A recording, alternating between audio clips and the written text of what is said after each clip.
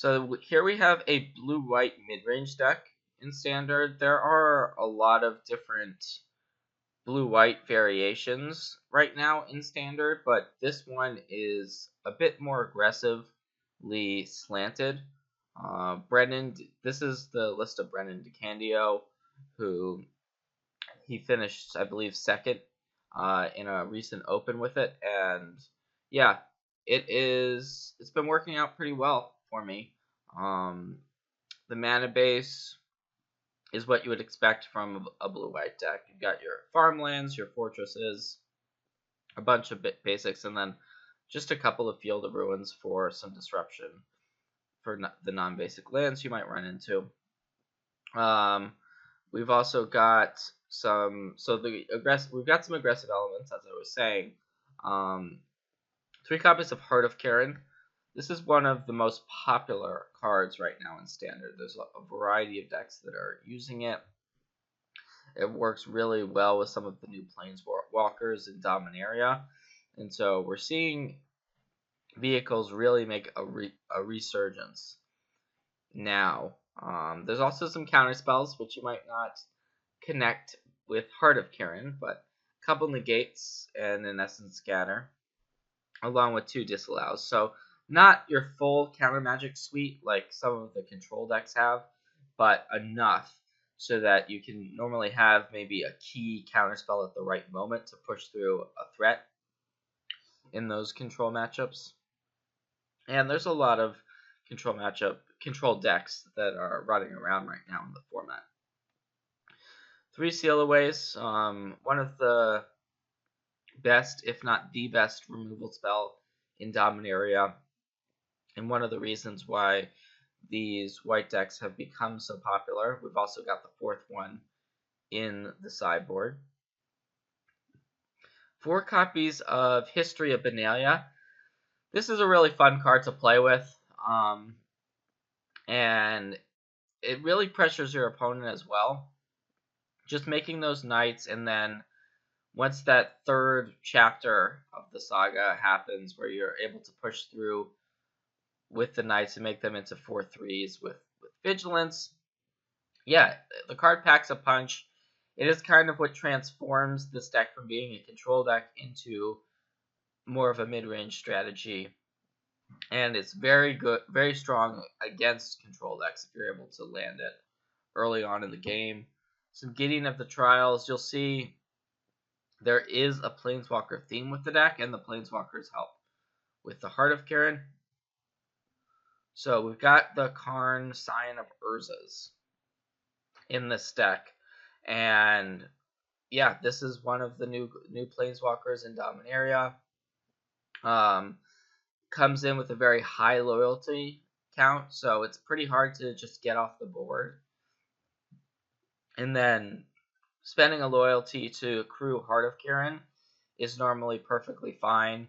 All 3 modes on Karn come up at different stages in the game. Couple copies of Shalai, Voice of Plenty. This one is kind of an unusual one to see in a blue-white deck, but it's just a solid way of protecting your other high-impact cards, like maybe a Lyra or a Karn. 3/4 flyer, also not bad. Cast Out is first style removal spell. There's not a ton of removal here, but Cast Out being able to cycle, being able to deal with pretty much anything your opponent might present is really nice. Walking Ballista. You pretty much see Walking Ballista in almost every Standard deck these days, so that's at least how it feels. The card is just so versatile. Being able to get rid of 1 toughness creatures, being able to play it later on, being able to fireball your opponent. It's just a good card in these types of mid-range decks. We saw it a little while ago in blue-black mid-range in Standard, and this deck kind of has a similar feel to that one. Teferi, Hero of Dominaria, is the other Planeswalker from Dominaria in the deck, and it's also one of the primary incentives to be blue-white you get access to this card. And once again, we see multiple of the modes being heavily used. So the draw card mode is just really solid, because if you're able to draw a card and then untap lands and possibly have counter magic up, that's great. But then also, if you're able to use it and just deal with an opposing permanent, and then your opponent has to still answer the Teferi, that opposing permanent being 3 cards deep in your opponent's library, it doesn't come back for quite a while. It's not like your Time Ebb or what have you that you might expect from this card. It doesn't go straight to the top, and once the card comes back around and your opponent actually draws it, a lot of times it's going to be a lot lower impact than it was before. So yeah, the -3 is very, very effective with Teferi. And then we've got Leya Dawnbringer. This card is just a Baneslayer Angel. It's great against the aggressive decks. There's not a lot of decks just don't have much removal, don't have many answers for it. And if they can't answer it, it's gonna win you the game. So sideboard stuff, we've got Fumigate and Settle the Wreckage. These are kind of your control cards where you might expect sweepers in the main, but they are not in the main, they're in the sideboard here. So a lot of the creature decks, we are going to want these. Forsake the Worldlies, there's a surprising amount of enchantment and artifact stuff going around these days, and this is the card you want there. And then the fact that it cycles means that it's never going to be an actual dead card like a Naturalize might be. We've got some of the cards here. So I really like Brennan's list for the most part. There's a couple cards in the sideboard that are somewhat questionable based on the games that I've played. The Wrath Compassion, Ship's Mage, that's one of the cards where it's kind of hard to actually know when you want to bring it in. It's nice kind of against blue-white control or some of the slower matchups as a flash threat, because then your opponent has to decide if they want to counter it. But if they do counter it, then maybe you can untap and play a Planeswalker. But one of the cards that isn't super high impact in the sideboard. Same with Fall of the Thran. It's a weird card because it also affects your lands, so it's not actually card advantage. It's nice against ramp decks if you're expecting some ramp in the format in your metagame. Then it is a card I can see going to. Right now in the control mirrors, not necessarily where you want to be. And then some extra negates. And then we have Jace's Defeat. So we've got some additional counterspells, which are really important. Those are the most important sideboard cards to have against the blue control decks. So this is the mid-range version of blue-white. And let's check it out, shall we? So on the draw here, I'm going to keep this hand, not knowing what we're up against. Think most hands with 4 lands, 3 spells, we're going to keep. It looks like it is going to be an aggressive deck that we're playing against. Bomat Courier. Could be a vehicle. Probably some sort of vehicles deck would be my guess, with Bomat Courier and Inspiring Vantage. We do have this Walk-in Ballista, so that is a slow answer to the Bomat Courier.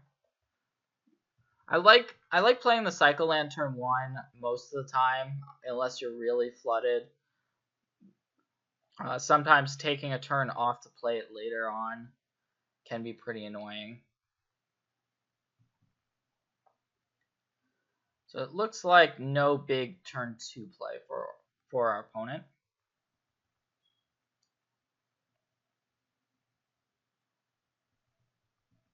Maybe a 1-drop creature, perhaps. Yep, there it is, Toolcraft Exemplar. Okay.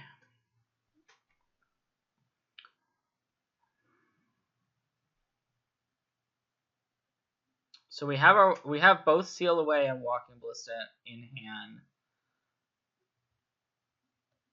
We don't really want to let the Bomat Courier get out of hand and let our opponent draw a bunch of cards. I think I'm just going to Seal Away the Courier. Then next turn we can potentially play Gideon or Walking Ballista.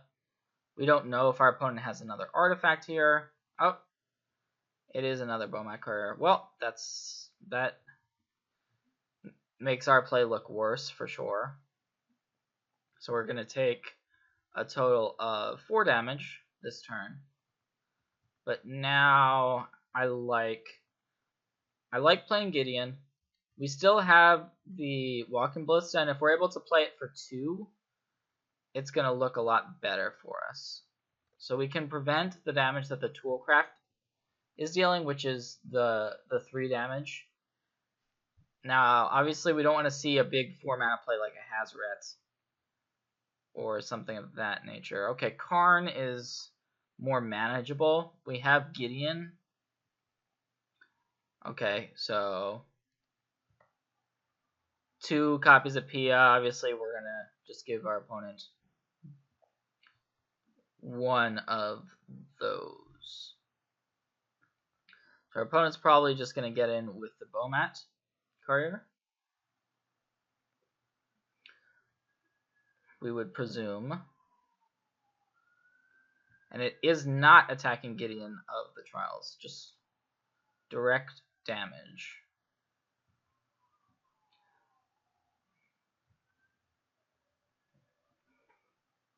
Heart of Kirin, that's a pretty good pickup, actually. So I'm going to make the Gideon into a 4/4 and attack Karn.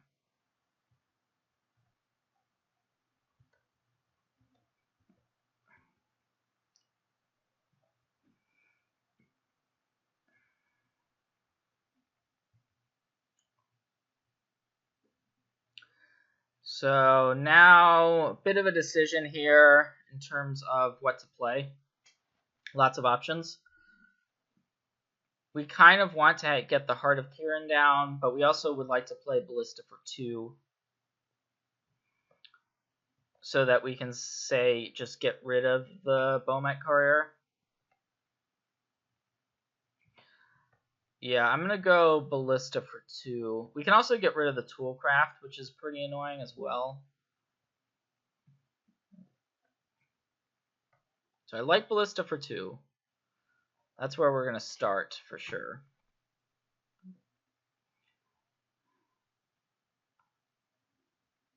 Yeah, I'm just going to pass. That gives us a little bit of an option. It does allow our opponent to dump their hand, potentially. And then the Bomat Courier becomes better because you're not discarding to it when you're sacrificing. Okay, but it looks like our opponent's just going ahead and playing Leya Dawnbringer. So, yep, that's a pretty significant threat on this board.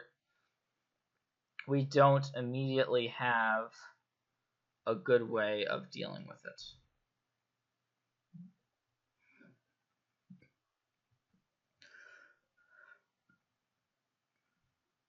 So, yeah, we're going to put the Inspiring Vantage in our opponent's hand.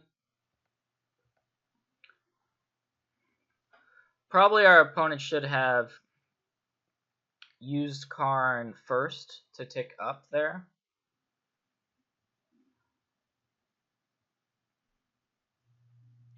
And I don't think we want to allow our opponent to attack with this Toolcraft Exemplar.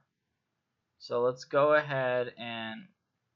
Well, actually, it would only be... We could make it so it's only a 1/1 by getting rid of the Bomat. So I think we just do that.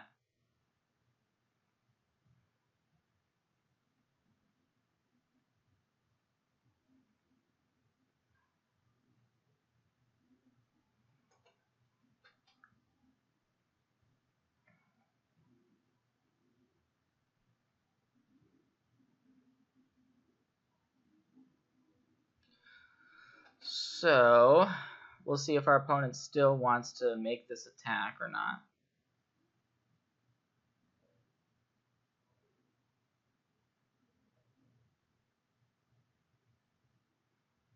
So they're attacking Gideon of the Trials. So we have the option of using the Walking Ballista right now.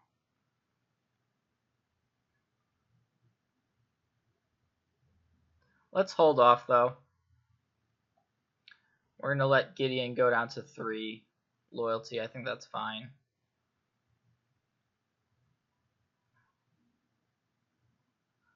Alright, so here's another Ballista. That should be useful, at least at some point.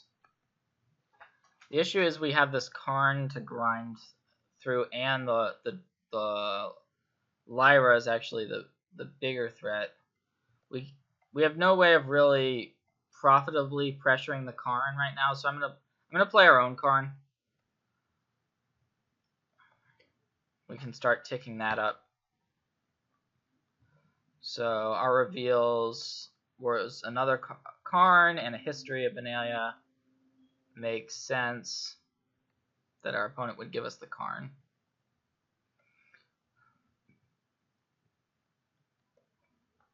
And yeah, we may just end up using the Ballista to, now that we have a second one, just to get rid of the Toolcraft.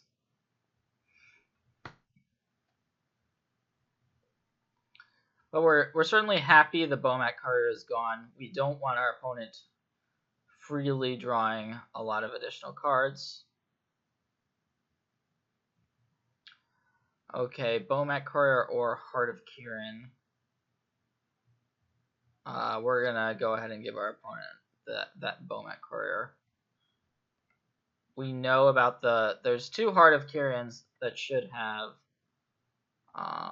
silver counters, I believe, is what they are.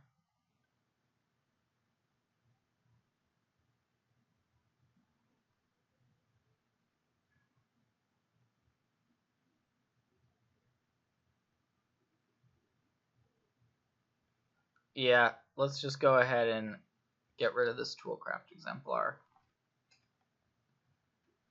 We'll see how our opponent elects to attack now.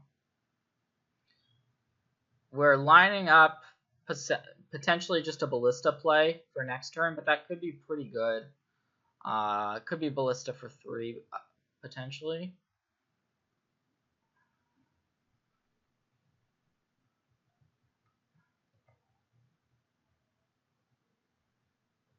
So, could be a pump here. Okay, so our opponent is going to pump the Bomat, but that means tapping out in order to do so.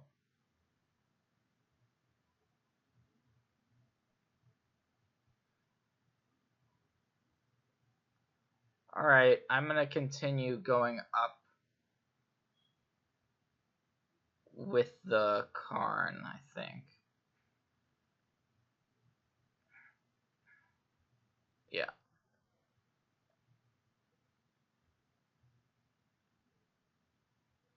Alright, so we did get a land. We have this Teferi as well.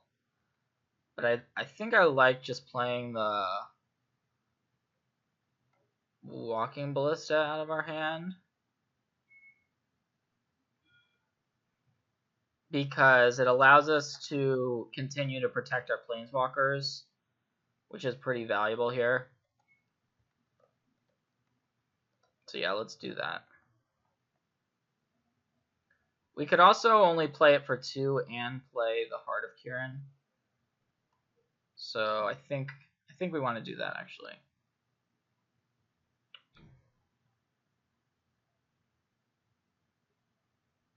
Okay, yeah.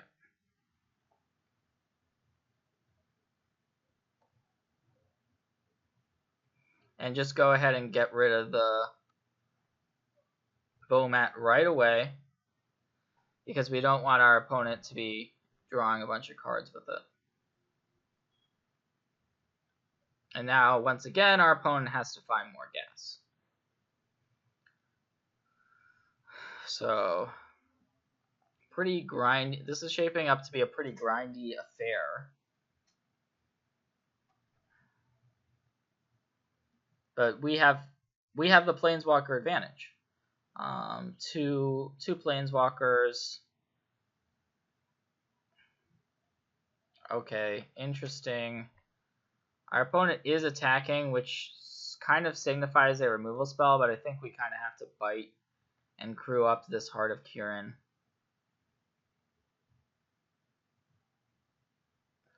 Hopefully it's not, you know, unlicensed disintegration or something like that, but it looks like interesting. Our opponent has not made a move yet. Well, I'm just going to block the PNLR. We can use the Ballista to kill the Thopter if need be. So now it okay. Well, if our opponent's not pumping the Thopter, then we don't need to get rid of it.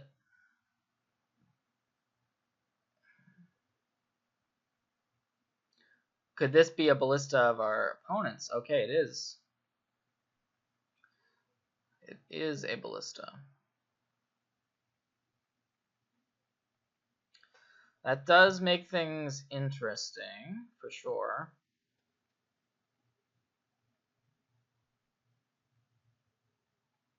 So they're just going to go ahead and get rid of the Gideon. I think this whole exchange favors us by quite a bit because we have this Teferi in hand still.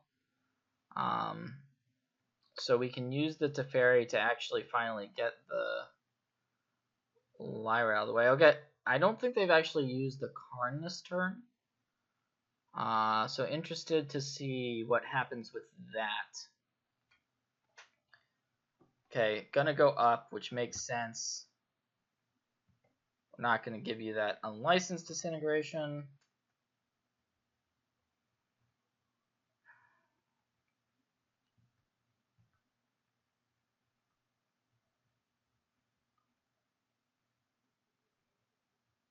So, definitely gonna play Teferi here. Think we may want to start minusing Karn.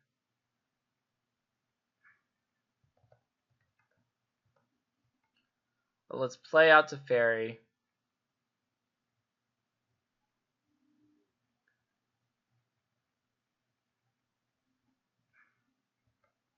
And use the bounce to get rid of Lyra.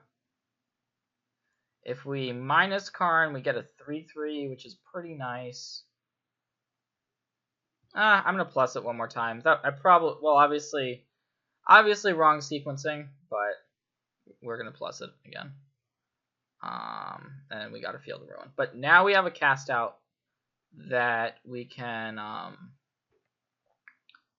we have access to by minusing our Karn, so that's a pretty big deal.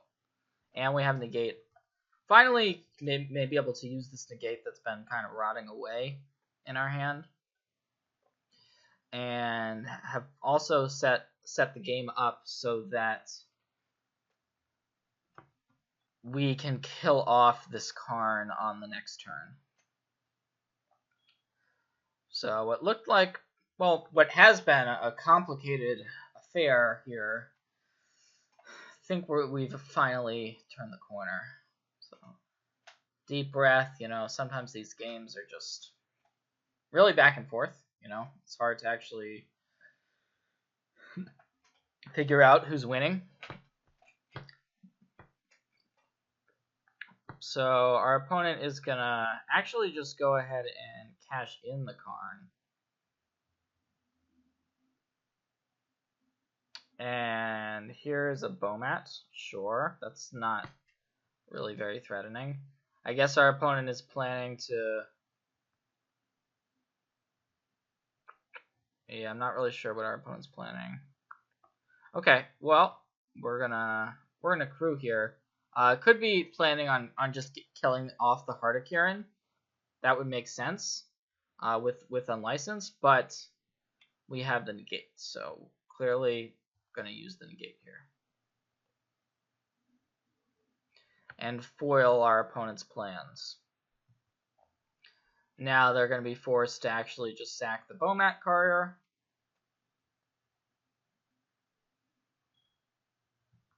So that is what happens.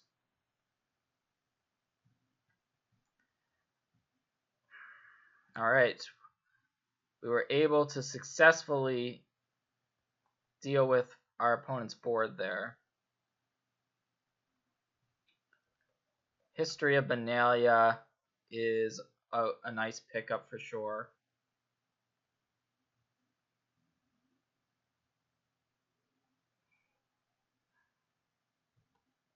So we can minus our Karn if we want to. We know our opponent has the Lyra still, so I think we just get the cast out back. We can play out our History of Benalia. Although I guess we could actually use Field of Ruin. Wasn't thinking about this, but we could use Field of Ruin to force our opponent to shuffle their deck.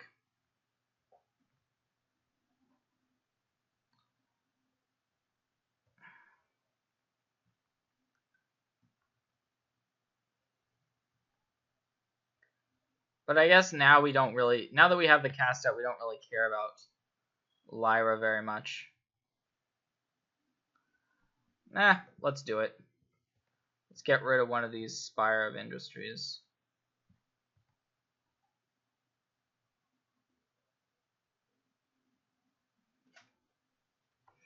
It's a cool play either way, because we know that the Lyra is coming. I think it was our opponent's top card in that situation.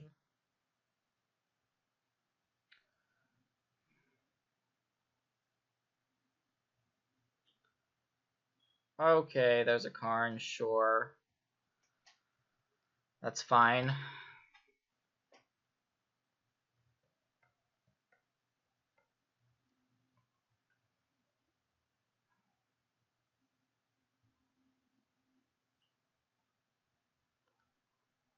All right.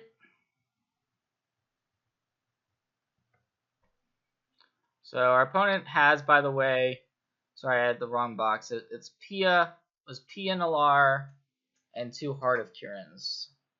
So they're gonna get the Pia Nalar back. So there it is.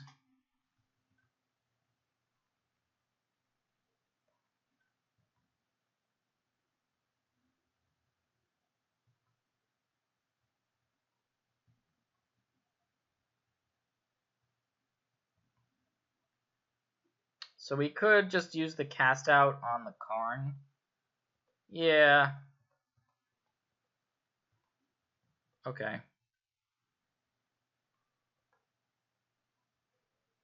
Admittedly, probably should have just not Field of Ruin there. But it's all good.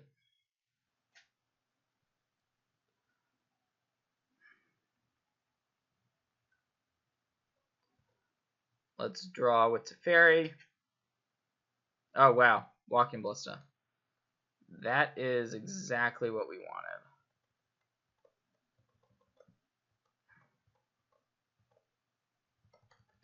Ballista really has a way of scaling up throughout the game. Lucky to kind of be able to do that here. And sure, I'm just gonna sweep the board in terms of our opponent's permanents.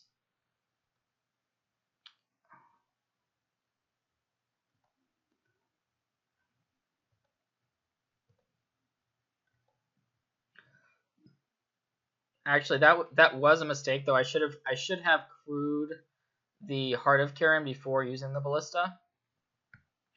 That way, I wouldn't have had to use a loyalty from Teferi.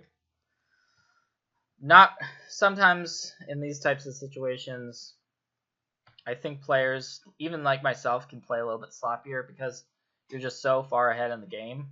Yeah, so that was the first game there. Cool. Able to finally take that one down. So, thinking about in terms of sideboarding, Forsake the Worldly is a nice exile removal that we probably want, considering we know about the vehicle stuff. Seal Away is pretty good as well. Don't think we want the Disallows. They're just a little bit slow, especially on the draw.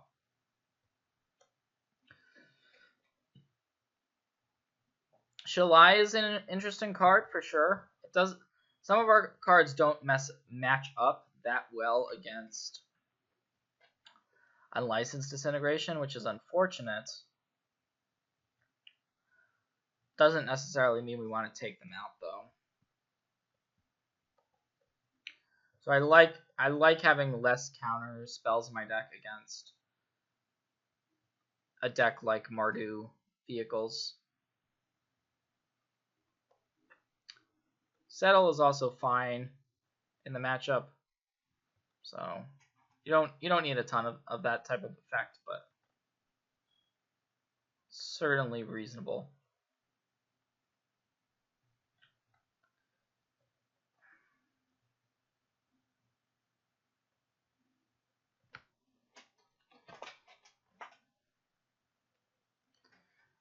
Alright, so on the draw with this hand, well, we don't really want both Gideons, but I think we do keep it.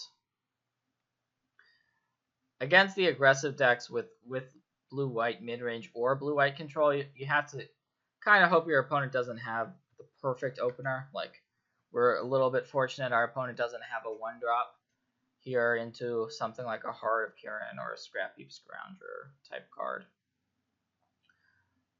But there's the Heart on turn 2, so that is gonna hurt. And we're history flooded. That can happen. We do have the Gideon, which can lock down the Heart of Kiran in a sense. So we're hoping that that our opponent doesn't have a big play here, which they do not. Okay, that's good.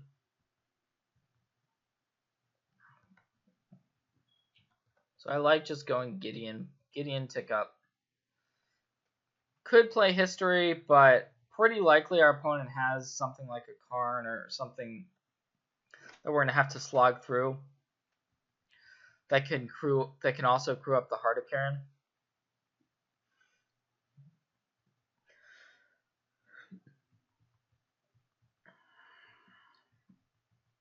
Cycling makes sense there.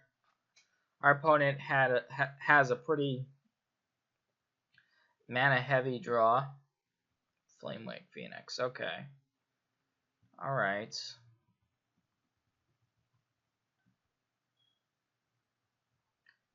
So no great way to deal with that. I am just going to play the Karn.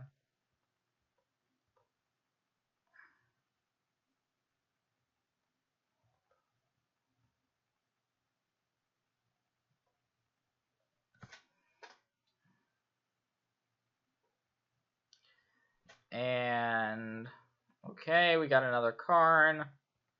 And we have a cast out with a counter on it. Let's see. So we're obviously going to shut down one of these permanents that our opponent has. Just going to go for the Rekindling Phoenix.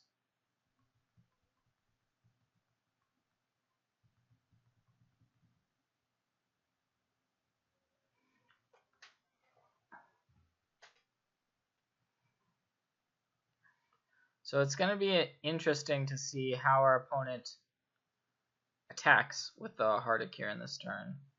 Which Planeswalker they care more about.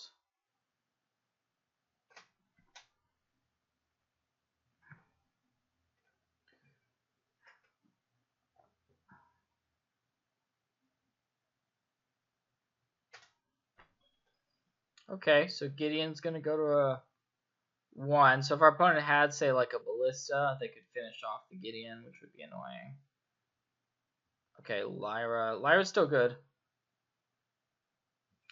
Lyra is pretty good. So we do have that cast out. I think I like getting back the cast out.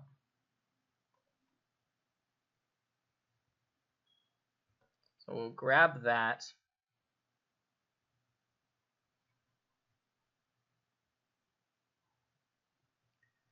And we are going to tick up this Gideon.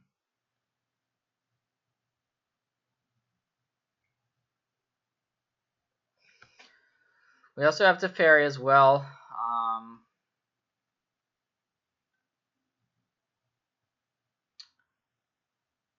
So we have the option of we can either cast something out or play Teferi. Either way, our opponent is able to get in a nice hit to get rid of one of our Planeswalkers, which is pretty unfortunate.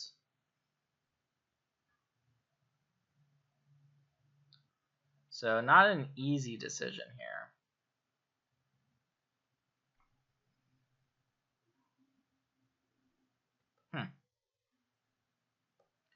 Yeah, I'm not sure. I'm going to go with Teferi, just because it's the 5 mana play.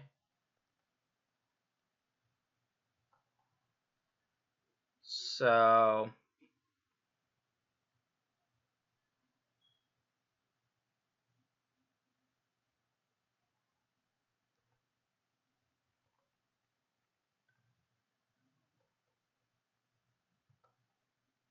alright, we're able to lock some of what our opponent's doing down.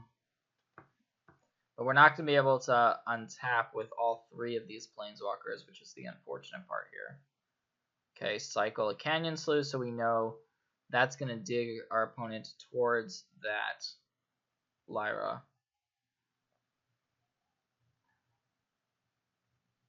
We do have some redundancy, though, in terms of our Planeswalkers. So that could be helpful. I assume our opponent takes out the Gideon here. It's what they've kind of been most focused on this game. But, okay, no. It's going to be Teferi. No. Switching their mind. Gideon. Okay, so it's going to be Gideon. Which, I think we can deal with that.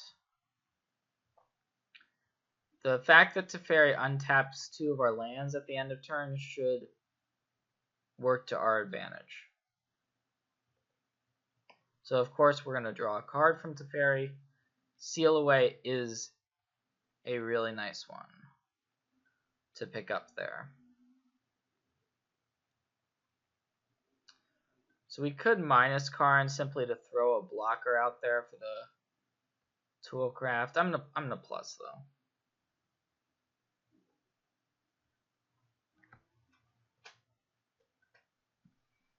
Alright, so we got a land and another Teferi. Okay. So that additional Teferi may end up being pretty valuable.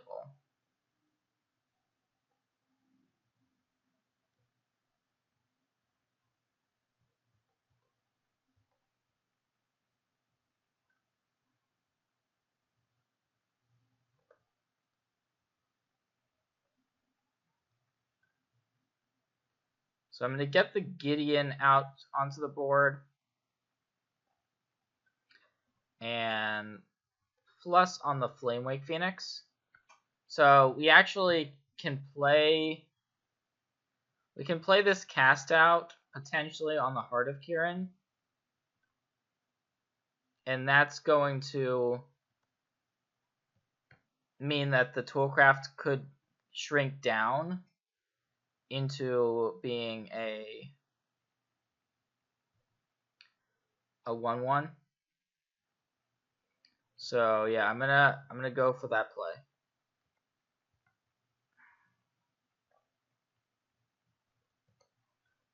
So we get the Heart of Karen off the board. And now the Toolcraft can't actually get rid of the Teferi.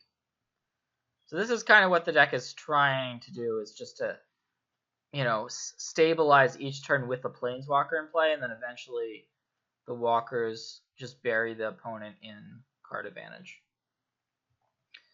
Notably did not have to use the Seal Away this turn. There's Lyra, but now we're finally in a position where we can actually deal with her.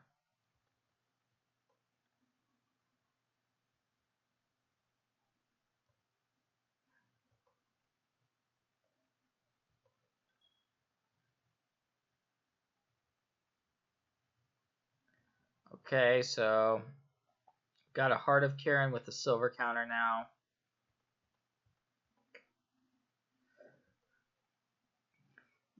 Time for some History of Benalia action. Finally.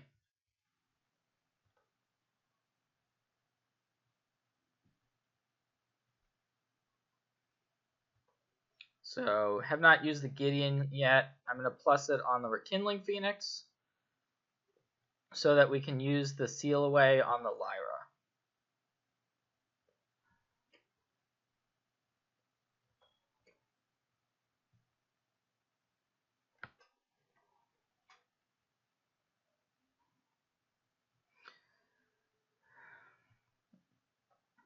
And I think the game is pretty well locked up now.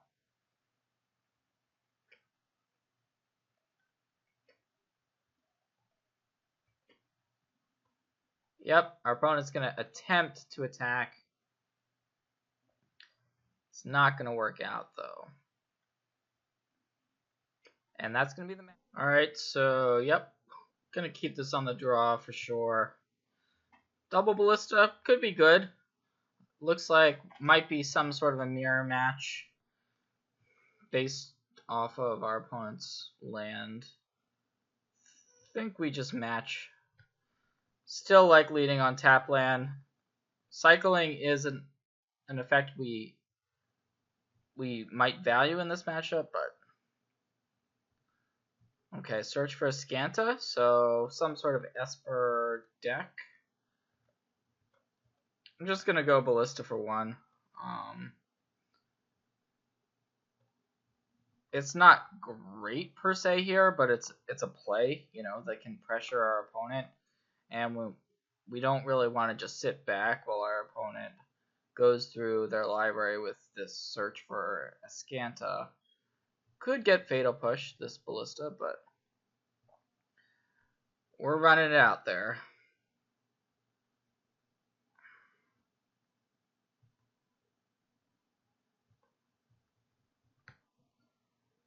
Okay. Not going to play the second one. Would rather hold up Negate. So it's going to be a cast down. Not going to fight over that.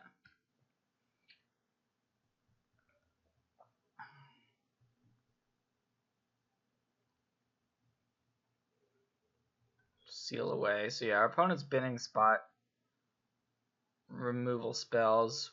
We wish we had a History of Benalia last turn. Would have been nice. We can play out Shalai. I guess we do that. I mean, our opponent has the search and we can't really sit back. We would like to hold up Negate rather. Shalai is probably going to die. Yep. On cue, there's the Contempt as an answer.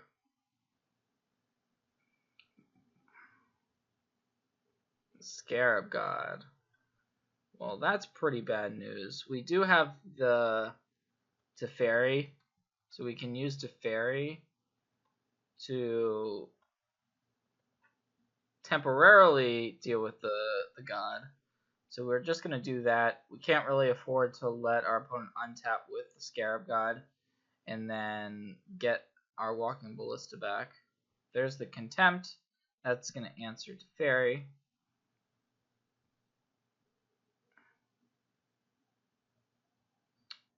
So Our opponent can just play the Scarab God next turn, so I'm just going to play Leya Dawnbringer. Not loving the situation by any means, because now the Search for Scanna can flip. And our opponent basically... Oh, wow, interesting. Our opponent put the Scarab God into the graveyard.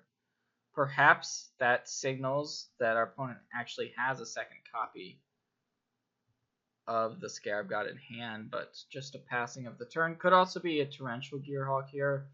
That would be basically worst case scenario. Okay. So our opponent did take that hit. Interesting.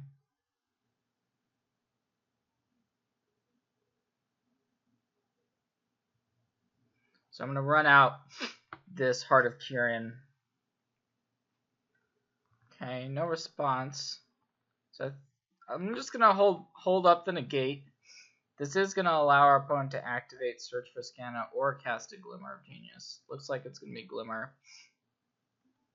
I'm just going to negate that, I think.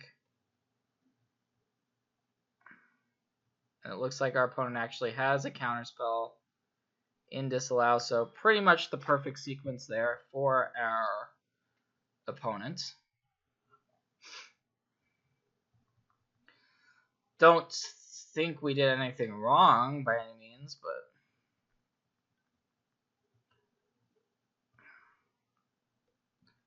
okay, so gonna try for this Ballista for 3 now, so that we can crew up the Heart of Kirin with our Walking Ballista. Okay, that resolved. Let's go, vroom vroom. Get that Heart of Kirin going. Here's where we probably start to get very sad, depending on what our opponent does. Yep, Torrential Gearhulk. That sounds about right. So that's gonna get that Vraska's Contempt back. Interesting. Okay. Well, this probably means 9 times out of 10 our opponent seal aways this Leya, but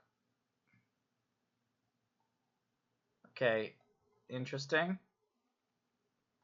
Well, not sure our opponent should have gotten rid of the heart rather than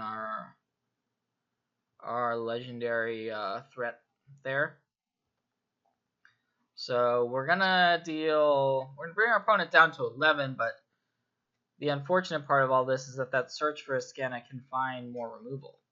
So we are still at a severe disadvantage.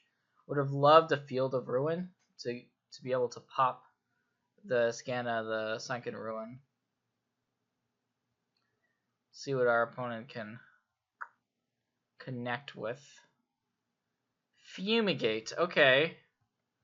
Well, that's not exactly what our opponent wanted, because they would optimally like to keep their Torrential Gearhulk around. There's a cast out. Well, we're not going to play the cast out right now. We're not really in danger of dying to this Gearhulk right now.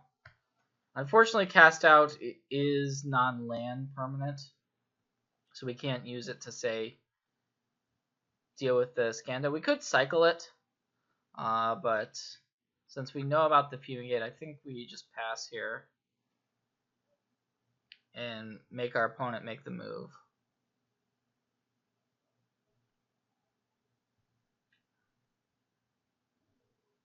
Well, now I guess I am going to cycle it. We just we're running out of time, running out of options. Guess we could have cycled it before, because that would have given us the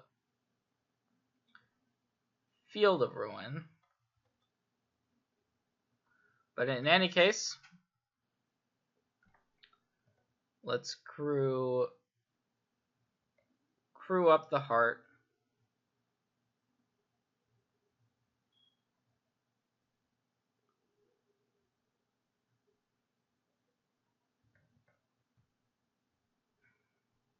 Hopefully our opponent doesn't have another Gear Hulk or something like that.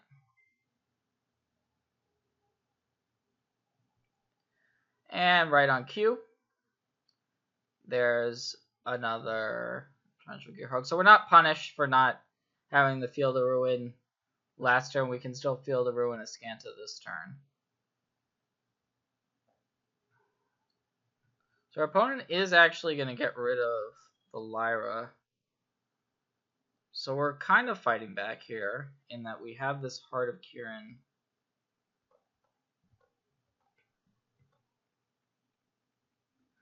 That could be annoying to deal with. Unfortunately, though, our Gideon is not going to be able to survive here. We would have to get rid of the Heart of Kiran in order to keep it around, and we care too much about the Heart of Kiran. I'm just going to cycle this cast out. We know our opponent has a Fumigate in hand. There's a History of Benalia. Okay, well, we play it. We do play it. It unfortunately does not actually enable us to crew the Heart of Kiran,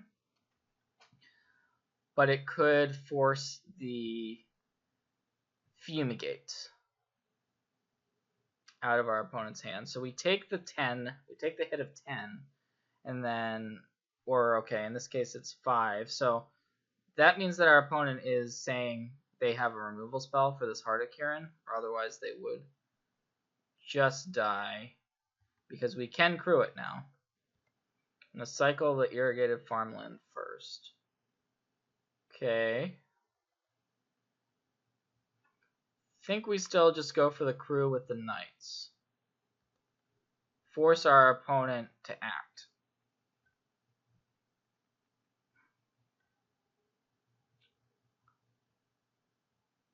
And another Vraska's Contempt.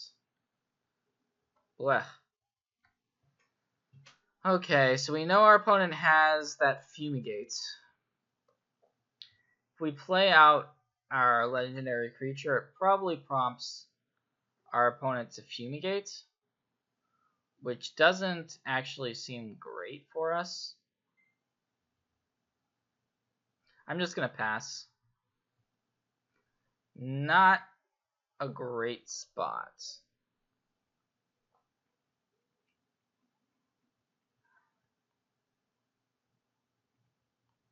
Fatal Push, okay, that takes care of a Knight. See if our opponent gets in with, yeah, just one. That makes sense. Now we're going to probably be forced to play out Lyra. Or not. We drew Cast Out. I think now, rather than cycling it, we actually cast this one to get rid of the Gear Hulk here. And that's going to allow us to get a hit in for 4, which is pretty nice. Once again, we know about that Fumigate from way earlier when our opponent revealed it off the Azcanta. And now I don't think we actually commit the Lyra to the board. We didn't want to land that turn, certainly, but we're just going to pass.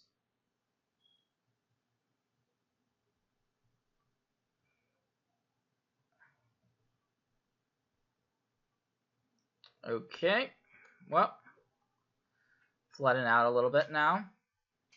Had a few good draws in a row. Now, not so much.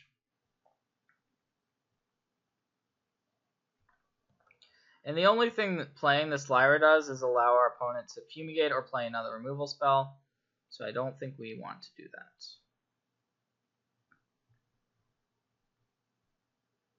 that. Okay, there's a Karn. Well, our opponent certainly could have picked up a counterspell, but I'm going to run it out nonetheless. And yep, disallow right on time.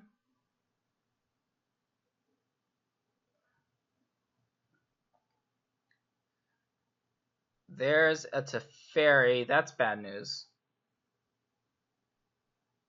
So interesting. Our opponent could have actually used Teferi on the cast out. Instead went for our token. And we found a Heart of Kiran, which is actually what we wanted. So I'm going to play that out, play a land, and pass. So now we need our opponent to brick. Because if that does happen, we can play Lyra, Crew Heart, and actually attack for the win. If our opponent drew, say, 2 lands or 2 cards we don't care about.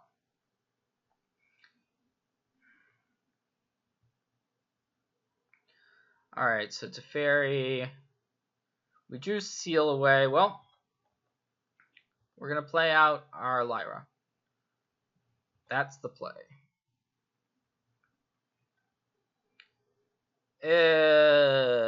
Commit. That's pretty brutal.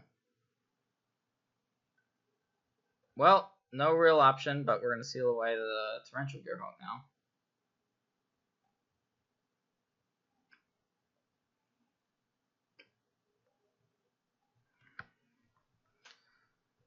So our opponent has this commit to memory. They could memory. That seems like it would be a weird play to make, though. But it looks like they have even more gas. Blink of an eye. Yep. Actually, that's not game, because we can recast the... Although the commit... Okay, that makes sense. So now they can commit our cast out. Yeah, that's good enough. The enchantment removal is pretty awkward against bounce spells. Not gonna lie about that. We definitely want negates and Jace's defeat. Yeah, seal away is not something we want in the matchup. For sure. Fall of the Thran is... It's a card we can go to here, certainly. Wrath is another one that is worth looking at. So, in theory, we're boarding these in, but then we need some cuts. Cast out, it does answer the Scarab God, which is one of the biggest problems for the deck. Wrath is kind of a weird card. We don't necessarily want it. Shall I also... I mean, a lot of this stuff eats removal from our opponent, like Contempt. Wrath can... All of these cards also cannot be hit by cast out, though, so it forces our opponent to have Reska's Contempt.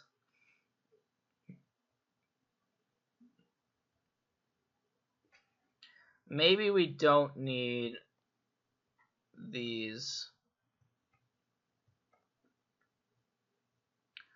I mean, Lyra's also not great. I mean, it's good. It's good when it does get going.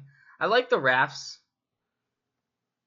I'm gonna try some Rafts because it's nice to be able to play at instant speed in these matchups.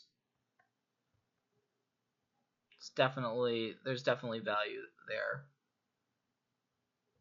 Heart of Kiran. Yeah, I'm gonna keep in the hearts. So we're gonna try this for the Esper control matchup. Easy mulligan. Okay, this seems good enough. Teferi, yeah, we're on 3 lands. I say we top it. It's one of our better cards.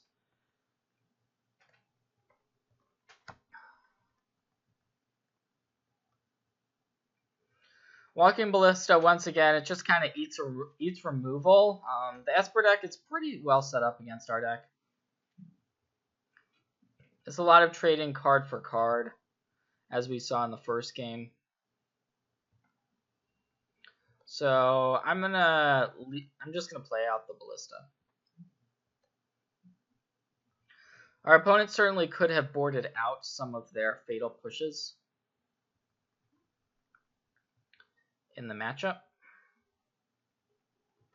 Okay, disallow is good. Our opponent is representing counter magic, like something like a negate, but I think the upside is too high, so we should just play Gideon. And sorry, that was a misclick. Should have ticked Gideon up there, but it's not going to hurt us too much. Or even made it a Gideon emblem, but either way, we're just using Gideon. Okay. This is interesting. So our opponent is Field of Ruining our farmland. So we have a disallow in our hand. We could actually disallow the activation of this. I really like that play because it essentially stone rains our opponent. And yeah, that's gonna be valuable for us. Sorry about my sloppy not using Gideon last turn. It's Moto. Pretty sure everyone does that sort of thing. But yeah, the Stone Rain play, we just want to be aggressive with our disallows because we may not have a good opportunity to use them. And this is a matchup where we kind of have to get our threats into play and start using them quickly because our opponent... Okay, so our opponent, it looks like that disallow play actually just won us the game because our opponent conceded, which likely means they just didn't have a third land in that spot. So, okay. So now we have the pleasure of deciding what to do for game number 3. Most of the cards we don't really want to consider. I think the only ones that are really considerations are these. Forsake the Worldly is also okay. Maybe we just... It's hard to know actually how many Scarab Gods are in our opponent's deck, and maybe that we want one of these for... I mean, it kills Search for Ascana, and also Torrential Gearhulk. We want all of our threats and our counterspells for sure. Those are the easy inclusions.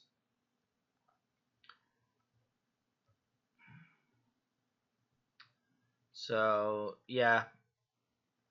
Because our opponent has bounce spells like Blink of an Eye and Commit to Memory, the cast outs are quite vulnerable.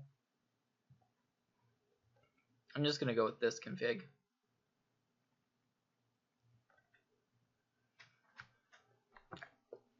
So, like, even if we have the removal for the Scarab God, it might not be good enough. So I think we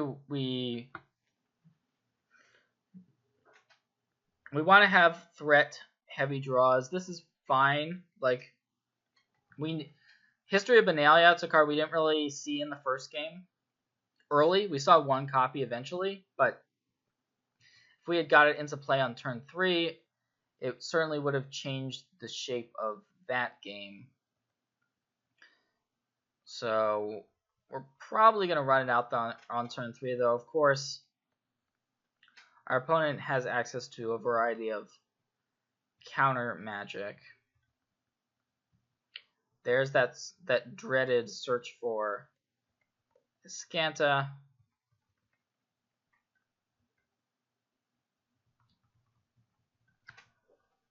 So yeah, search on the play backed up by a counterspell on turn 3 is going to be very problematic for us, just in general.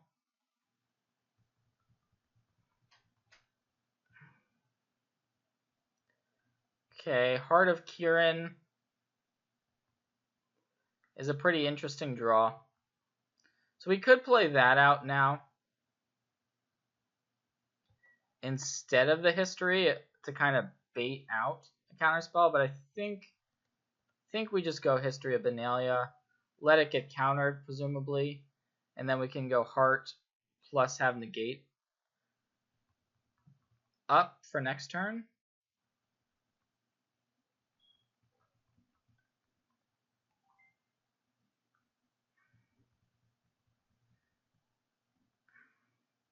There's a Teferi, okay.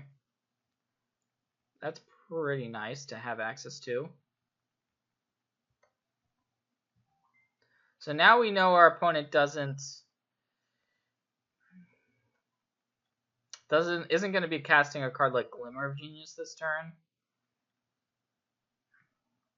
So maybe we do just play out July. Nah, I think it's Heart of Kirin here. Okay.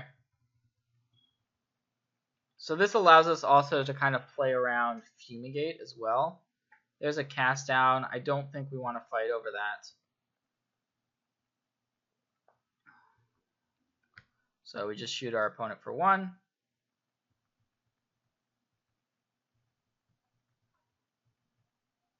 Now if we draw, say, another copy of History of Benalia, it could be really good. Duress, okay, well, that's going to prompt negate.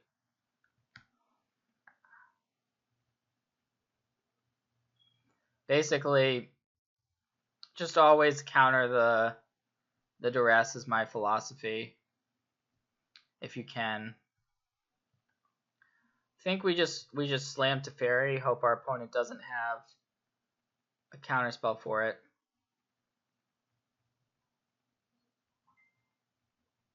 Okay, they do. So once again, it looks like our opponent has had a really good draw with kind of the perfect answers to what we've had, and is now going to be able to flip search for a Scanta. And we don't have a Field of Ruin. So things are not looking good.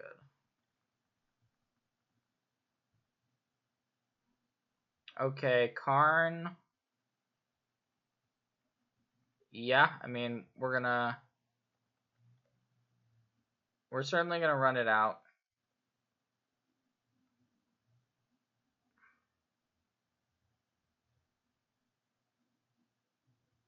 And of course, there's the disallow.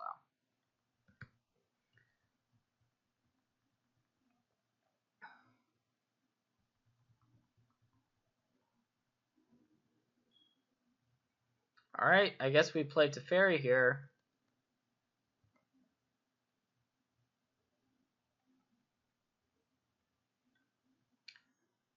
Okay, that actually did resolve, so we can draw a card with it. It's gonna eat a Contempt. So here's a cool play we can actually make.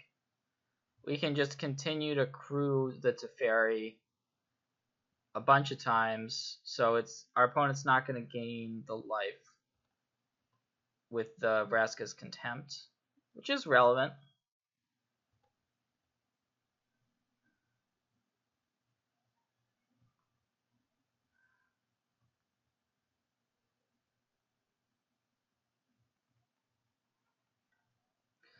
Certainly not one of those intuitive plays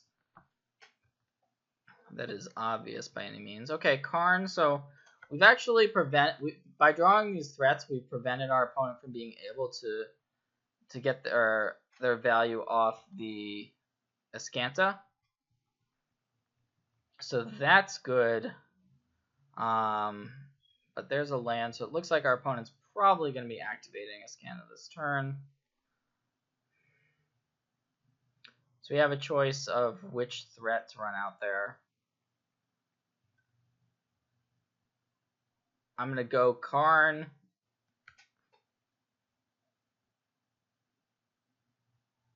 And here's a Glimmer of Genius in response. So our opponent's looking for a counterspell. And right on cue, there's the negate. So unfortunately we already burned, our negate got burned through, so we don't have access to that right now. This would have been nice earlier to get the Ascanta off the board. Alright, so once again we are faced with the decision of which one to play. I'm going to go with Shalai. Voice of Plenty. And now our opponent is going to activate Ascanta. Okay, that has made it onto the battlefield, so we're able to get a little something going with some attacks.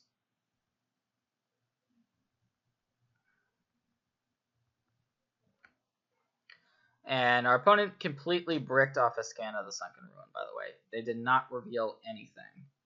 So that's pretty good news, although here is Torrential Gearhulk. So that's going to, presumably, our opponent contempts away the Shalai. Which gives us a bit of a decision in terms of if we want to cycle the Forsake the Worldly or hold on to it with the hope of using it to get rid of the Torrential Gearhulk. I think we hold on to it.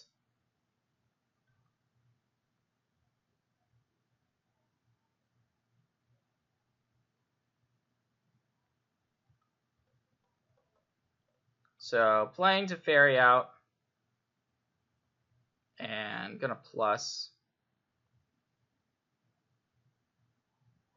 Okay, that's not a bad one to have. That Walking Ballista. Up, but there's Fatal Push. That is what our opponent needed.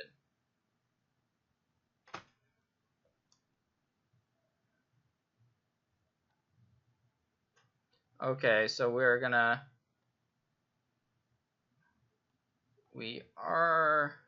get to, okay. Sorry, I was trying to hold priority so we could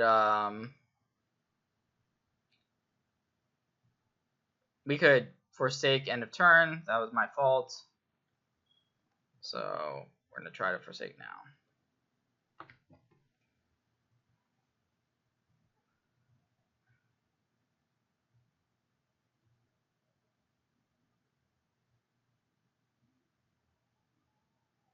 Alright, so our opponent hit Teferi there. So they have Teferi. We are able to get rid of the Gearhulk, so once again I almost got quote-unquote punished for a misclick on Magic Online. It's one of those things that happens. Okay.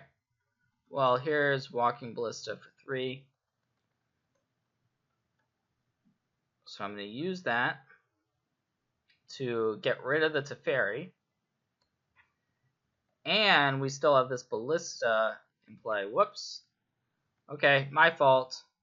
I forgot we had to actually target the Teferi itself. That's a new Magic Online hiccup. So our opponent's now in Ascanta activation mode. They were able to find a Glimmer of Genius. Cycle of Fetid Pool. So now, presumably, they're going to Glimmer this turn. Okay. History of Benalia. I think I'm going to run that out right away. Reason why I'm doing that is it plays around Syncopate, and I can pump the Walking Ballista.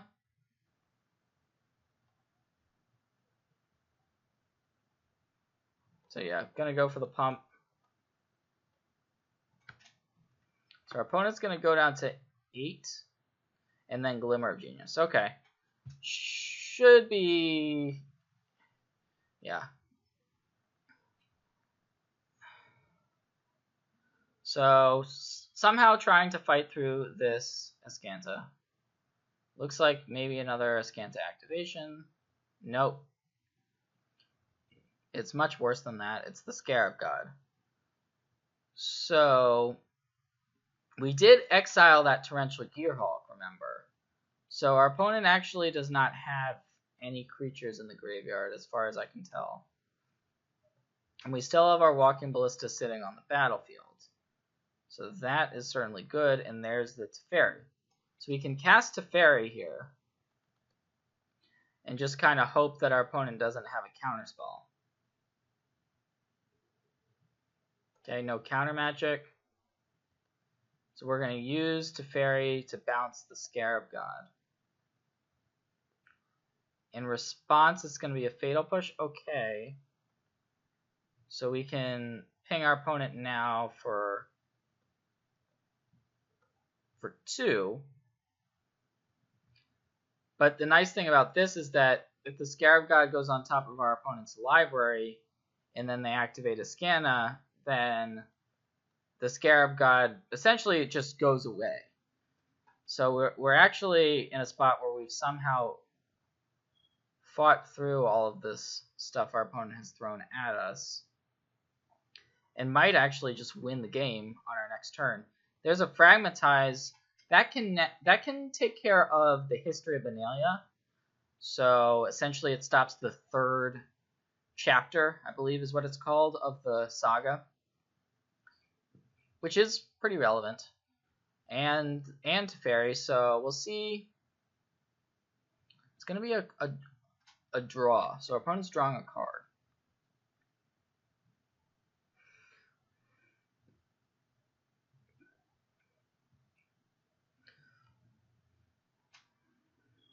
And of Vraska's Contempt, but it looks like we've actually just somehow cleared the way. So we have a lethal Walking Ballista. And there's really nothing our opponent can do. So somehow, despite all of the misclicks and whatnot, never punished. And we can play Walking Ballista for 4, and that's going to be... So it looks like we are going to get to go first this time. Pretty solid hand. Heart is probably going to be our turn 2 play.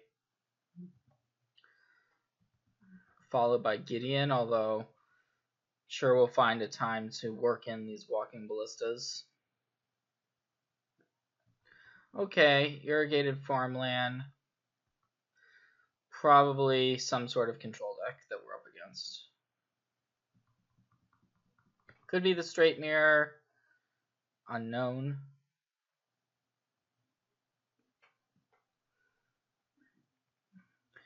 Looks like Esper. Okay. Esper seems to be somewhat popular online right now.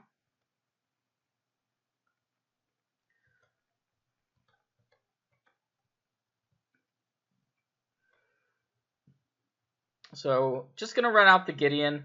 Our opponent could certainly have something like a Syncopate here.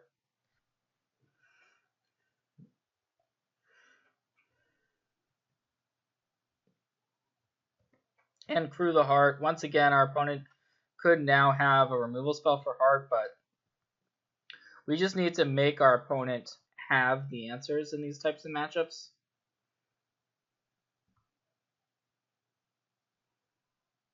And just go ahead, tick Gideon up. Have found a Karn that if we're able to deploy next turn, that would certainly be quite strong.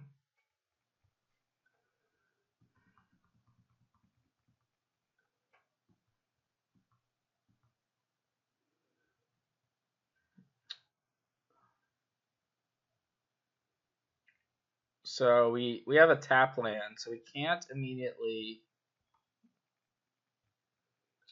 play the Karn this turn.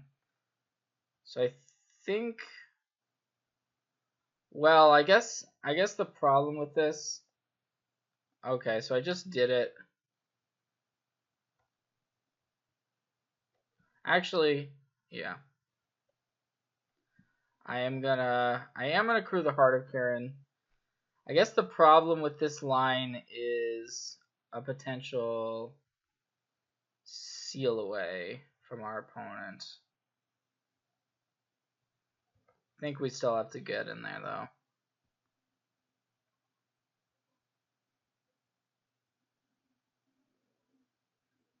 Because we do have this cast out, so we can use the cast out if we want to get rid of that seal away.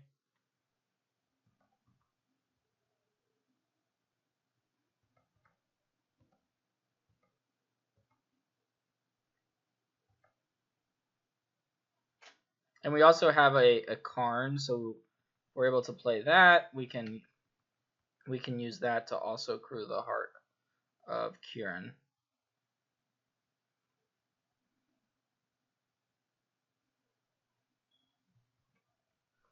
Okay, Champion of Wit. So it's not the same sort of Esper deck that we faced off against earlier. We'll see what this means exactly. Okay, looks to be some sort of weird historic build. We see a Wrath and a Commit go to the graveyard for our opponent. So our options, I think we either want to play Karn or play the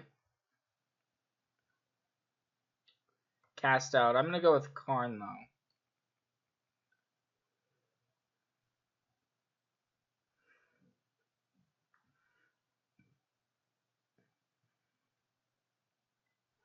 And I think we want to we do want to tick down with 2 artifacts already in play.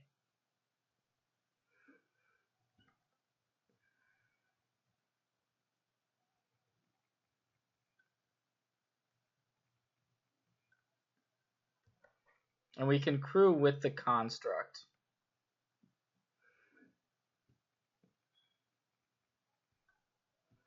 So this gives us more pressure on board.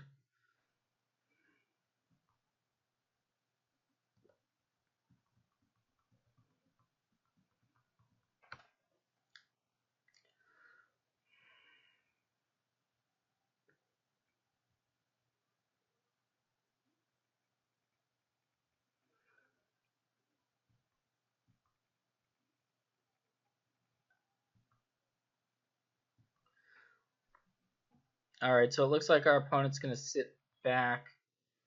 We have to be a little bit worried about Settle the Wreckage here, being that our opponent has 4 mana available.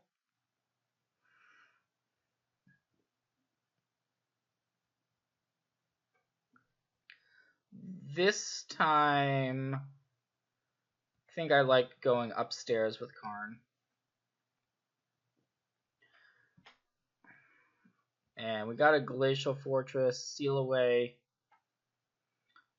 is exiled.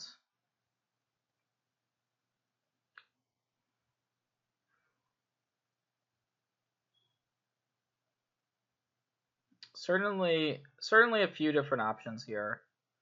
We could play Teferi or playing Walking Ballista is also quite reasonable, I think. We could shoot down the Champion of Wits with it. Yeah, okay. I'm going to go with the Walking Ballista play.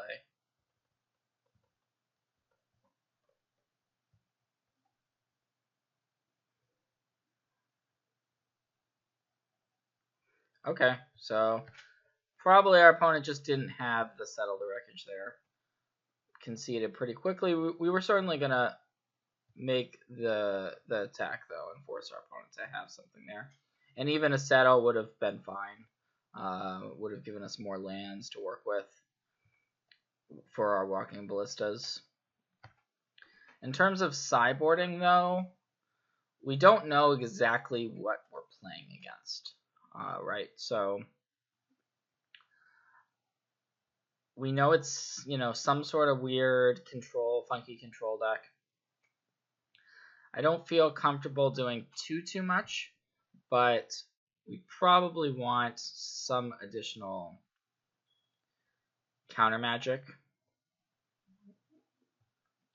and continue to make the deck pretty threat dense. I'm going to cut a Lyra against the more control deck.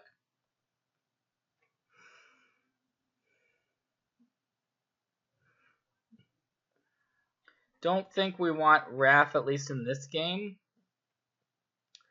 Not knowing what's exactly is going on.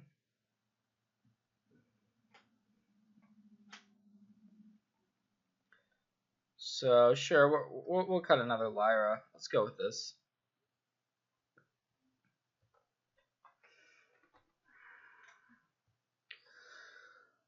All right.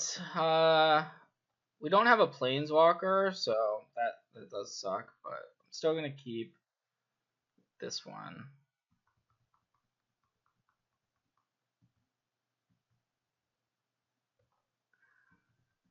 Most of the cards we saw our opponent play were blue, so Jace's Defeat makes sense to have. Alright, it is a Glint Sleeve Siphoner.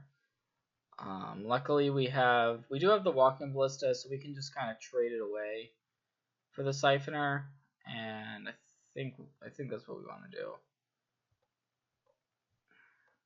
If it was later in the game, we would try to get some value, like kill the Siphoner and still have the Ballista away in play. But when they have Siphoner on turn 2 on the play, I like just generally, as a rule of thumb, just getting rid of it as soon as possible. So, yeah, no need to commit this Ballista. We've got some counter magic now, so just gonna wait and see what our opponent's got going on. Sometimes you get some awkward draws, like we would like to have 2 blue sources here, but I'm still just gonna pass. Assume our opponent might have something end of turn, although okay, nothing. Interesting. So they probably realize we have counter magic. They also are likely to have counter magic at this point. So I mean, we could play this Ballista for 1 or something like that, but I'd rather just pass, wait to hopefully draw another land.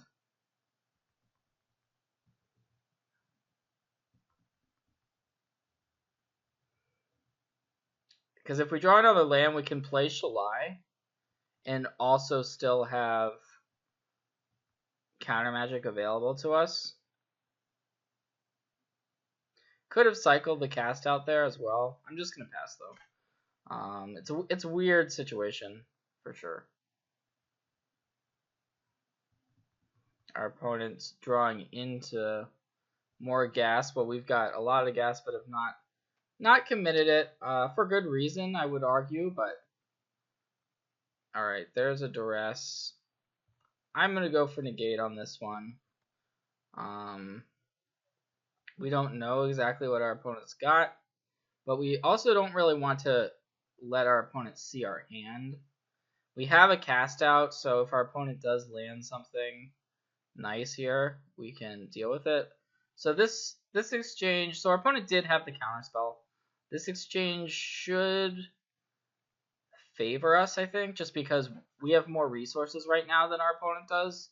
So we're fine with trading one of our counterspells for one of our opponents, and they're gonna try to take one of our Teferis, but we still have a second copy. Well, now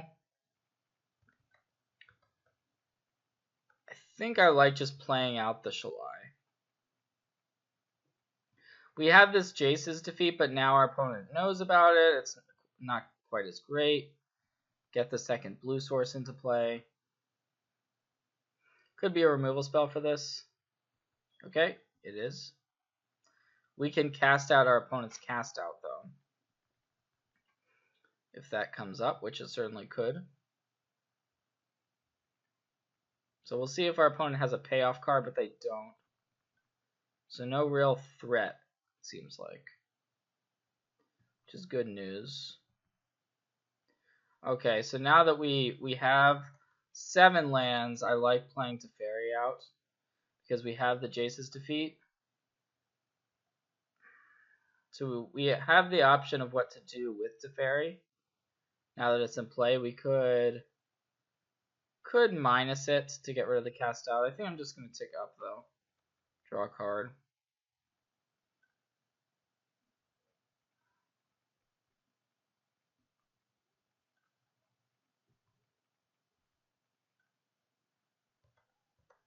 And if this board present stays like it is, we should be able to take care of the game pretty handily.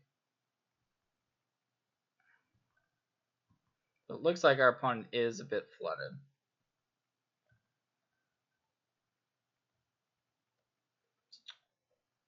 So, yeah, let's go ahead and draw another card. Negate, that is a good one, for sure. And, I'm going to go ahead and play the Ballista out as a threat.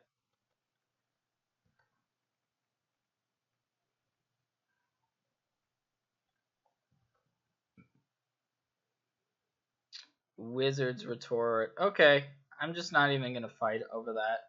We've got Teferi, so we don't actually need that Ballista to win this game. We can always go ahead and get rid of this cast out as well. Okay, here's a Lyra. That card is manageable here. We can cast it out. We can also seal it away, so I'm not too worried about it. And we have one of our own as well. Still going to continue to go upstairs with Teferi.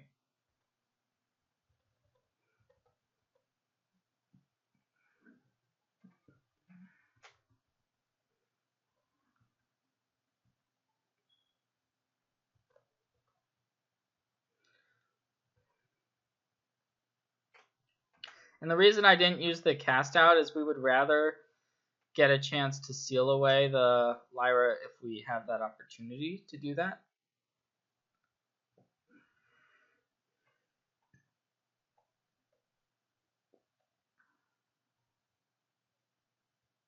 And we can potentially get up to the Teferi ultimate, which is when things start to get pretty silly. Doesn't end the game right away, but I would argue we are quite far ahead here. And our opponent is just going to concede. So yes, we are indeed going to be on the play. I'm going to keep the hand. We don't have double white, but we have Field of Ruin, which can help get us there. We have the cast out, which we can cycle.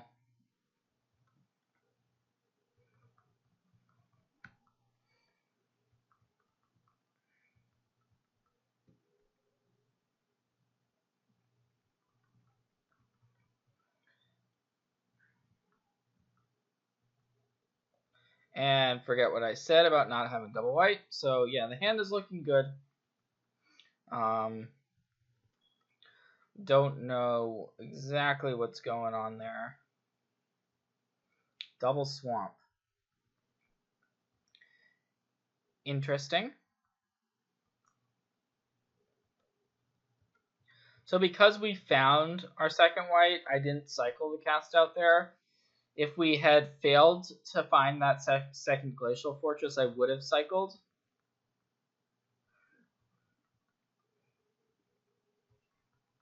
Because being able to slam a History of Benalia on turn 3 is just really powerful. Not exactly sure what's going on over there on our opponent's side of the board. Is this a fatal push, maybe? Yes, okay. It is a fatal push. Perfectly acceptable. So I like playing the history first and then having this Gideon for this turn.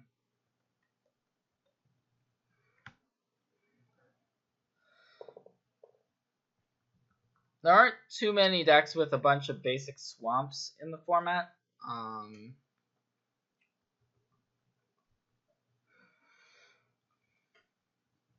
Our opponent seems to be somewhat mana screwed here.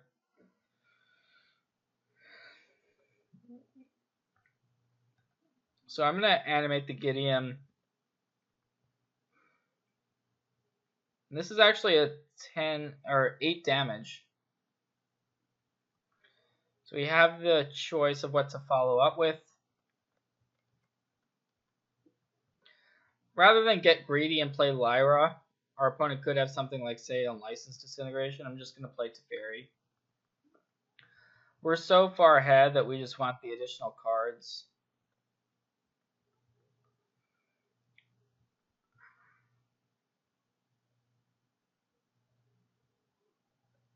Okay, so yeah, our opponent's just going to concede.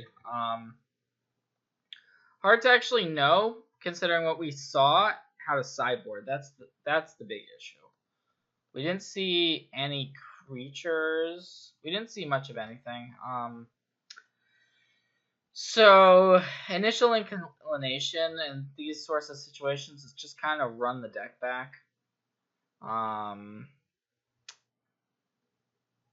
Rather than speculating, we know very little. The fatal push we saw might even just be getting sideboarded out of our opponent's deck. So I'm just going to run this back.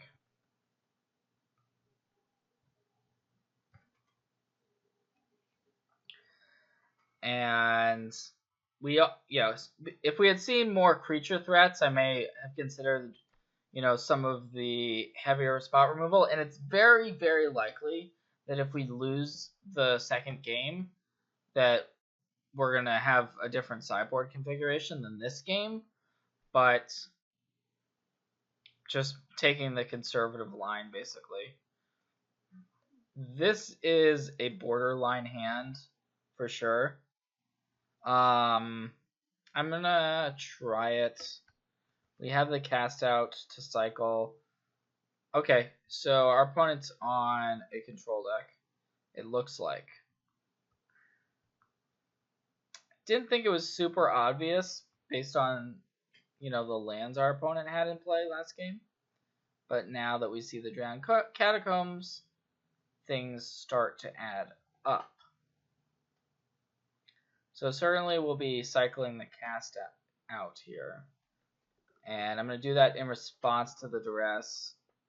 Hopefully our opponent just has to take one of our Karns, which is going to happen.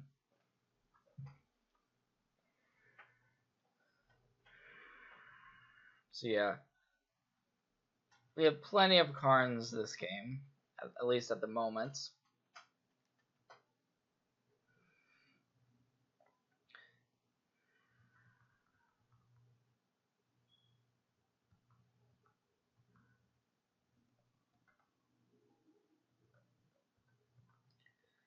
So, yeah. We really are now looking for our third land to be able to get the History of Benalia into play.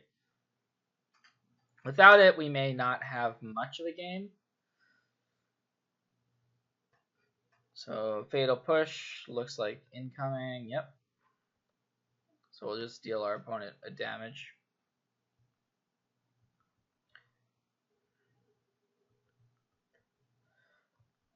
Now, if we do hit the third land, we're in pretty decent shape.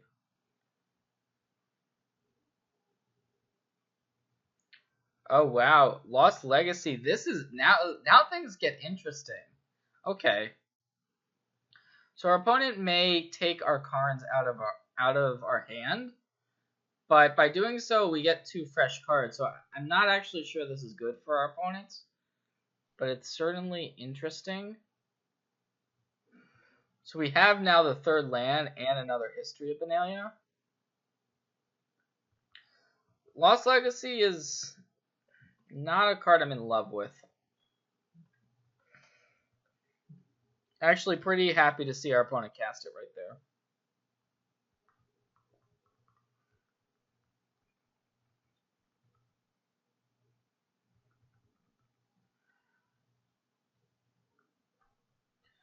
And it looks like now they are also having some mana struggles.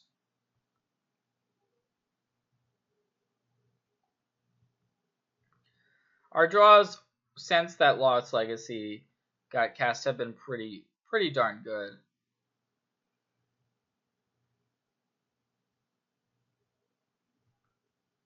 Yeah, this second History of Benalia is just going to be amazing. And the reason why I say they've been good is not only did we find that third land, but the History of Benalias are one of our best threats in the deck, and three of our threats, or all of our Karns, I should say, were taken out of our hand and of our deck. So that means our deck is less threat dense because of that. But now we just kind of get to go crazy with History of Benalia.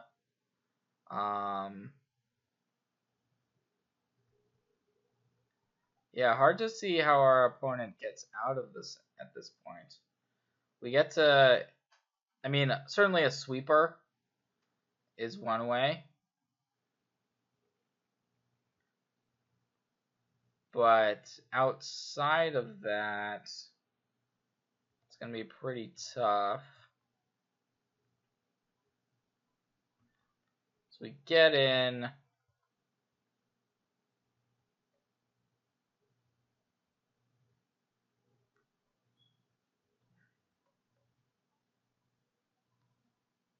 We can... why not? I'm just going to play the other history out. I don't think our opponent has a sweeper, like a Bantu's Last Reckoning type card.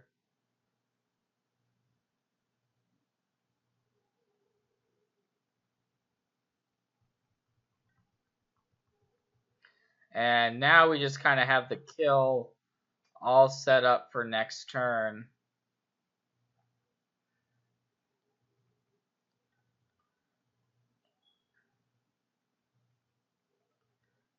Okay, here's a hostage taker. That's interesting, but that's not going to do... I mean, it's going to get rid of one of our knights, and then the hostage taker basically is a chump blocker, but then we have... Well, we just have the win now. We get to pump all of our knights. We can use... we can use either Teferi or Walking Ballista to finish things off. So we'll just do it with Teferi.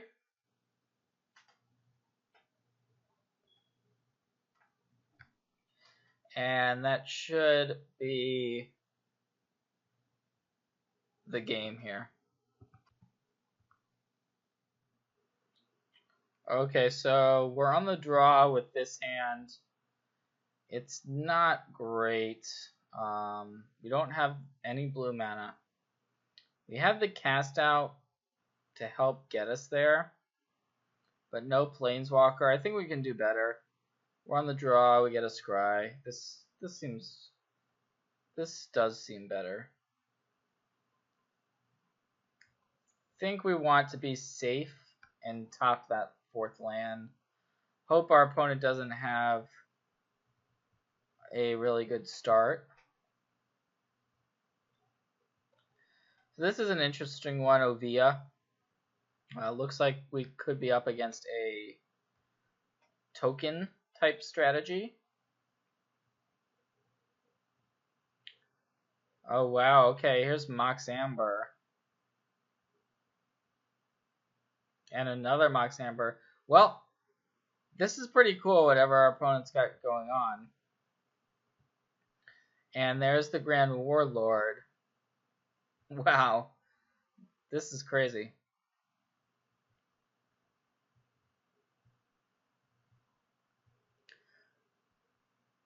So, yeah, not really sure what to do other than just play the Walking Ballista. Would love a seal away here.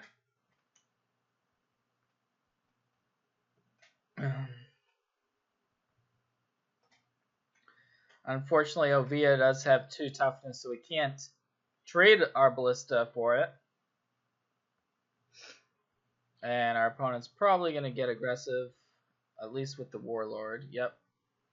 So that does come in. Just going to once again take this hit. Hope to draw some removal.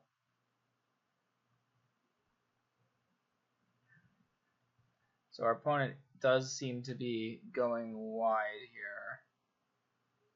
Well, not sure what to do other than just pass the turn.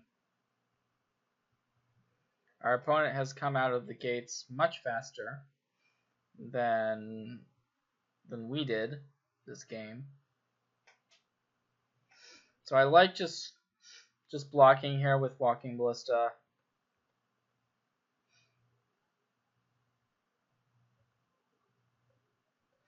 And then getting rid of the servo. Nothing exciting.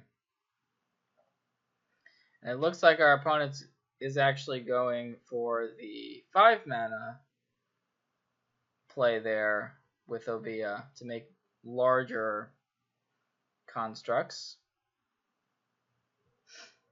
We would like to have Lyra down, but it just doesn't seem to be happening fast enough. Unfortunately, we can play our Karn. Pretty much have to make a construct with it just to try to stay alive to get Lyra down.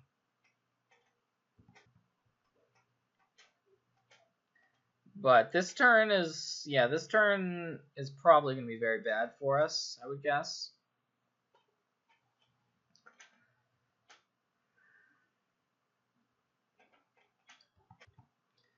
So there's a Braid. That's going to take care of our construct. And now our opponent has a clear way forward.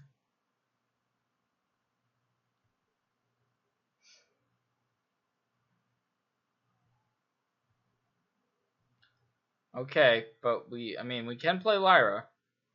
So, yeah, there's a small chance that Lyra can stabilize this game for us. But our opponent still has 2 cards in hand. No good attacks without something additional here. So we'll see what it is. And it's Fight with Fire.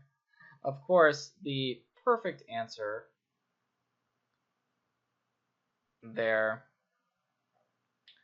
And yep, that's actually a lethal attack. So we are going to go to the next game now. Well, we definitely want Fumigate. Fortunately, didn't have access to that in game 1. Settle the Wreckage as well. Seal Away. Seal Away seems good. For sure. Probably want to take out some of our slower cards, like Negate.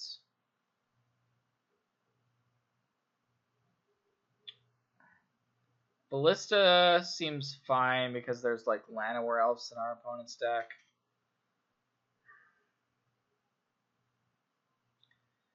Could see taking out the Disallows.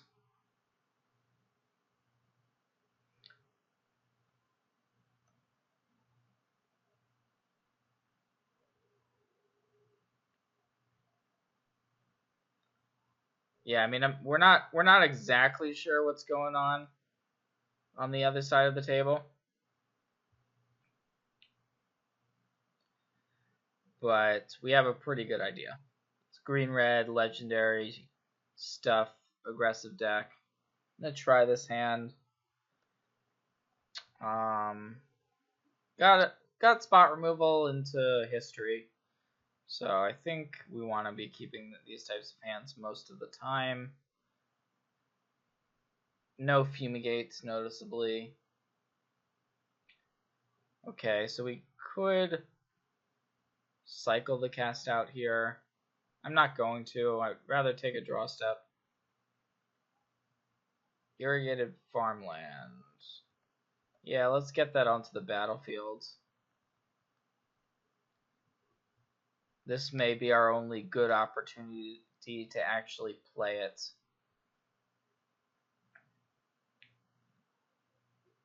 Interested if our opponent might be debating there whether they actually want to attack, because Seal Away is now turned on.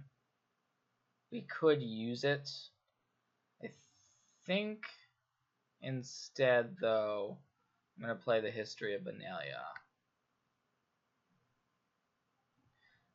Helps us get some pressure on our opponent, which is pretty important.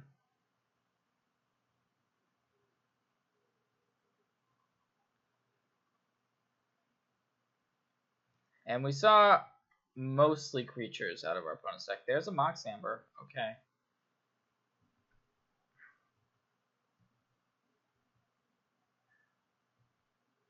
So now we are definitely incentivized to get rid of that Ovia, although Karn is a good pickup. So we can also just jam Karn this turn. So yeah, I think that's what we want to do. This game is looking 10 times better than the first one. So picked up a Plains there. We got a Gideon sitting, waiting in the wings. And we're okay with our opponent slowly churning servos out.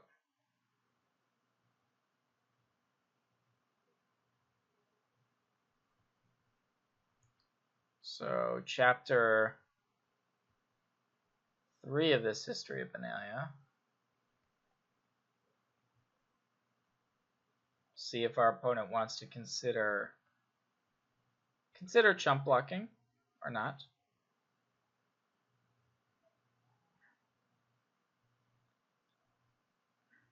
So if we're able to get rid of the Ovia, okay, yes, it's going to be a double chump block. That is a bit surprising to me. I'm going to seal away the Ovia now to try to shut off the Mox Amber, and then we can get our Gideon back. So that seems like a pretty solid turn.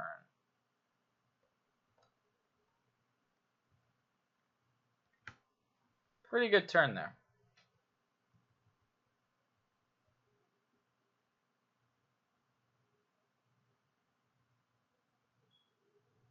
Alright, second Ovia. Probably shouldn't come as a surprise. Squee the Immortal as well. Okay. Yeah, that's a little bit annoying.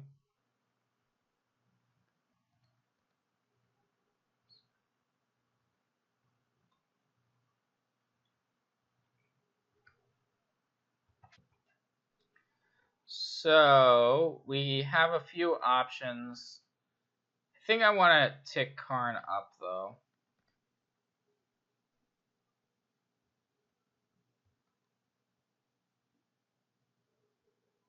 Okay, so we have a Teferi sitting, waiting for us. Well, I think our plan is to play Lyra this turn. So we can shut off the Squee, the damage that Squee would deal, and then get Lyra into play. Our opponent might have the Fight with Fire again. That's certainly possible.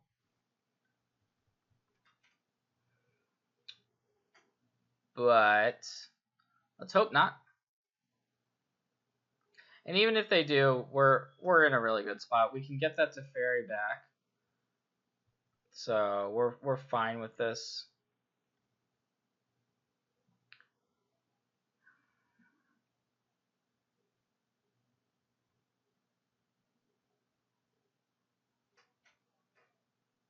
Second Mox Amber, sure. I mean, it's going to allow our opponent to have 2 mana available. Not sure what that actually accomplishes. So we can get Teferi back,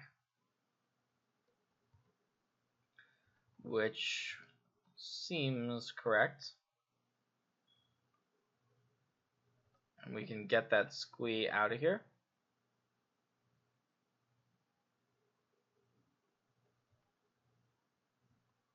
And start to just kind of try to close the game out. You can see that because we're a mid-range deck, we have the ability to be aggressive. And our opponent's going to use an Abrade there.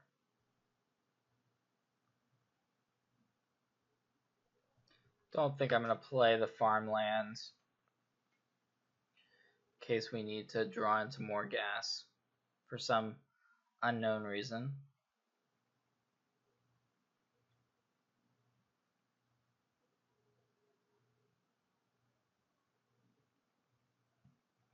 Alright, that is pretty strong. Jaya's Immolating Inferno.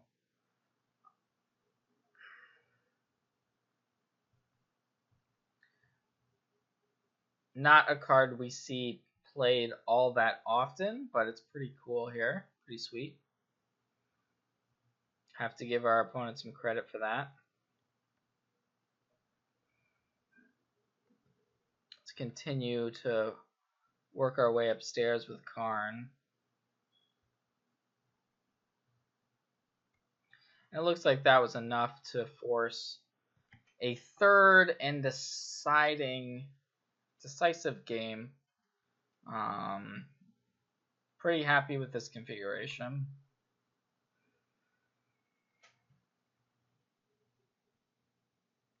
So I'm going to go with it for game 3.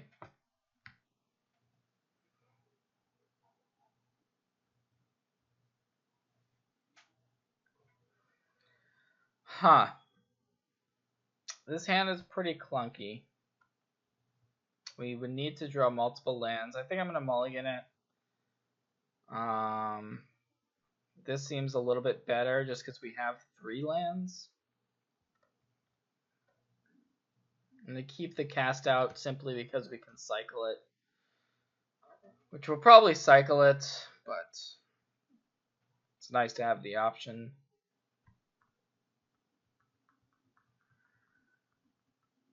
Alright, yeah. Llanowar Elves, that's a good one. It's a nice card to have here.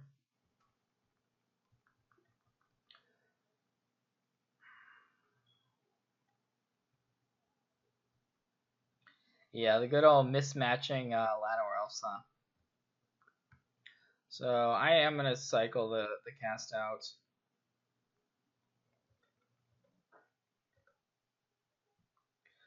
And speak of the devil, another cast out.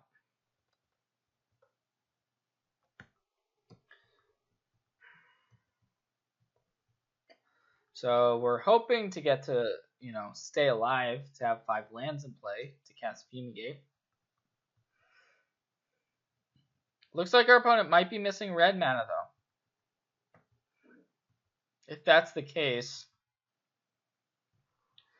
we definitely have a decent shot.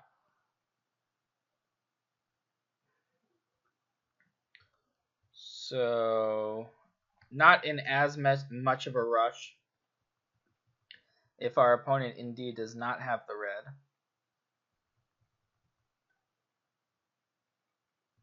Another attack. We have the option of cycling. Not going to, though.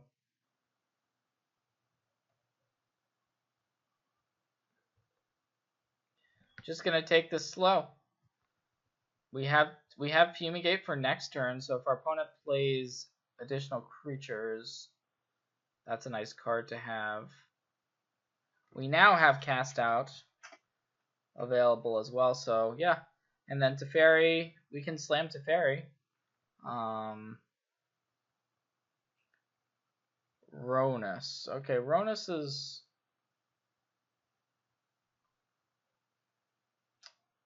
Ronus is annoying. I think it's worthy of a Cast Out.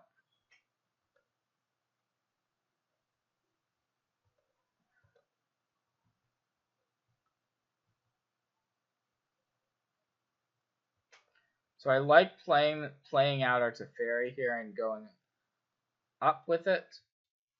We have Seal Away. We could actually crew this Heart of Kiran. I'm not gonna do it though. I think we want to just save our loyalty on Teferi for now. And we can crew on defense. We can crew the Heart on defense, but as far as we know, our opponent doesn't have great answers to Teferi. So if we're able to just kind of sit on Teferi, the game looks like it should be in our favor. We also have the Seal Away. So yeah, if we're drawing 2 cards a turn,